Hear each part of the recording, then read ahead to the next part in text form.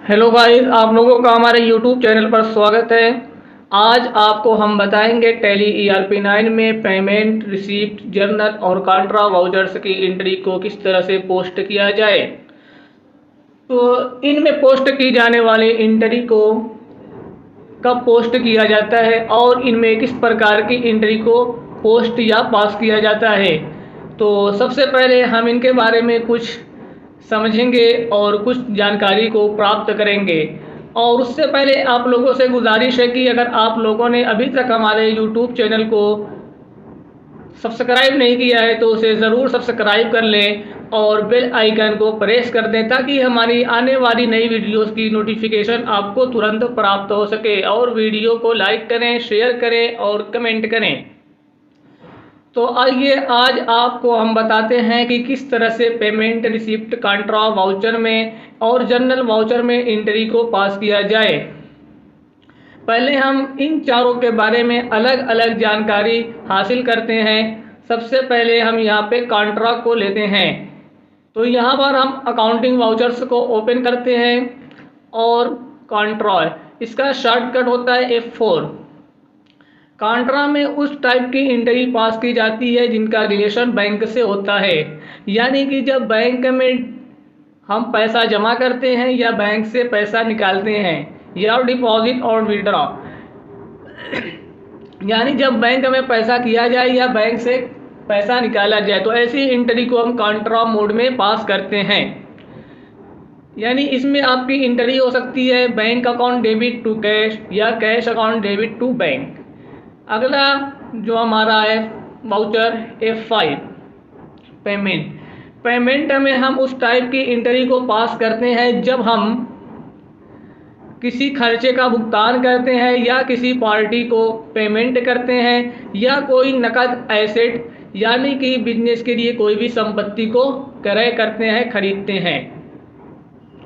F6 receipt. हम इसमें उस टाइप की एंट्री को पास करते हैं जो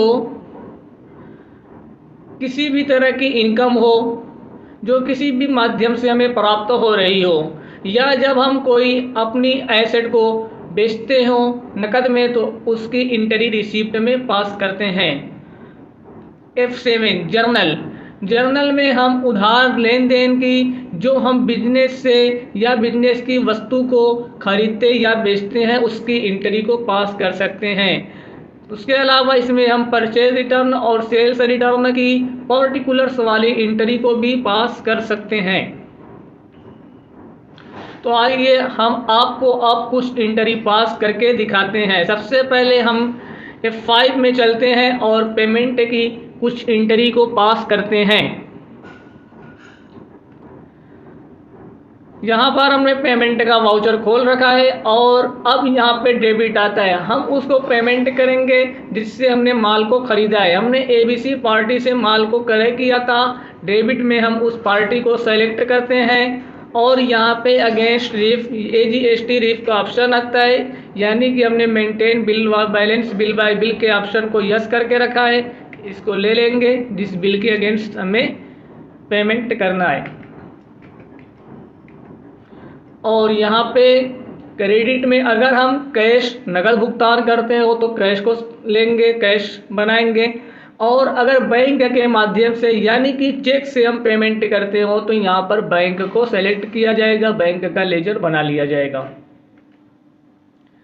जो भी डेट होगी उस डेट को फिल कर लिया जाएगा। इसके अलावा किसी भी खर्चे की एंट्री को हम पास कर सकते हैं, जैसे कि हमारा वेजेस है यहाँ पे। तो जब भी हम वेजेस यानी पेमेंट में कोई भी खर्चा होगा तो उसकी एंट्री पास की जाएगी। तो हम यहाँ पे वेजेस लेते हैं, हमने किसी को 1000 रुपये वेजेस दे दिया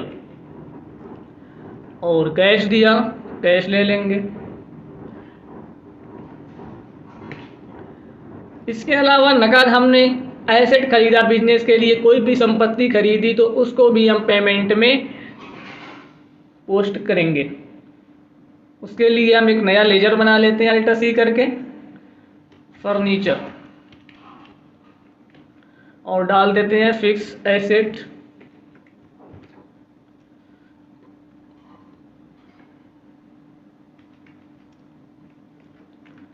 $10,000 का हमने फर्नीचर खरीदा। इस तरह से हम पेमेंट में इन सारी एंट्रियों को पास कर सकते हैं। अब चलते हैं रिसीप्ट मोड में। तो रिसीप्ट मोड में जब भी कोई इनकम प्राप्त हो या अपना किसी भी एसेट को बेचने से जो इनकम हो या अपना जब भी एसेट बेचा जाएगा बिजनेस का, तो रिसीप्ट में एंट्री को पास किया जाएगा। तो यहाँ पे पहले क्रेडिट आता है। तो क्रेडिट में जिस सामान को हम सेल कर रहे हैं और बेच रहे हैं और नकद में अपने बिजनेस का जो था एसेट थी, तो उसको सेलेक्ट कर लिया जाएगा। यहाँ पर मान लो हम फर्नीचर को ही बेच देते हैं, तो यहाँ पे फर्नीचर को सेलेक्ट करने के बाद उसका अमाउंट डाल दिया जाएगा जितने का बेचा जा रहा है। डेबिट में कैश को सेलेक्ट कर लेंगे।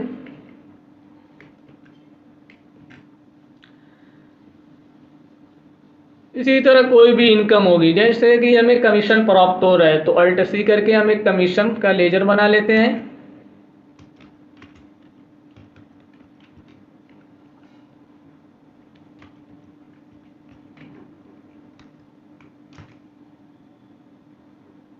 यहाँ पे हमें 1000 कमीशन प्राप्त हो रहा है।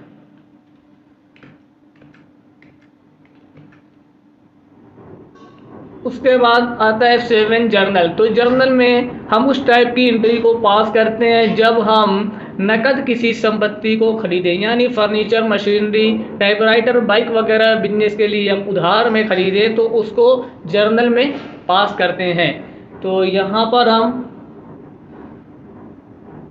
फर्नीचर उधार क्रय करते हैं। हमने फर्नीचर को डेबिट में लिया और क्रेडिट में आकर जिससे भी हम उसको क्रय करते हैं उसका नाम ले लेते हैं।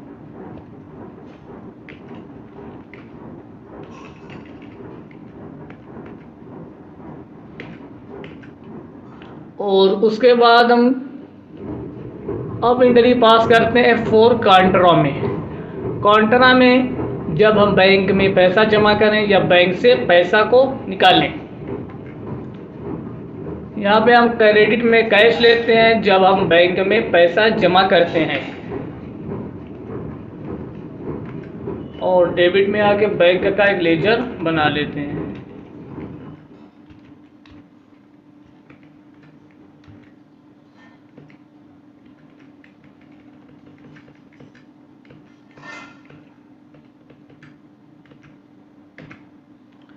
उसी तरह जब बैंक से पैसा निकालेंगे तो कैश डेबिट हो जाएगा और बैंक क्रेडिट हो जाएगा।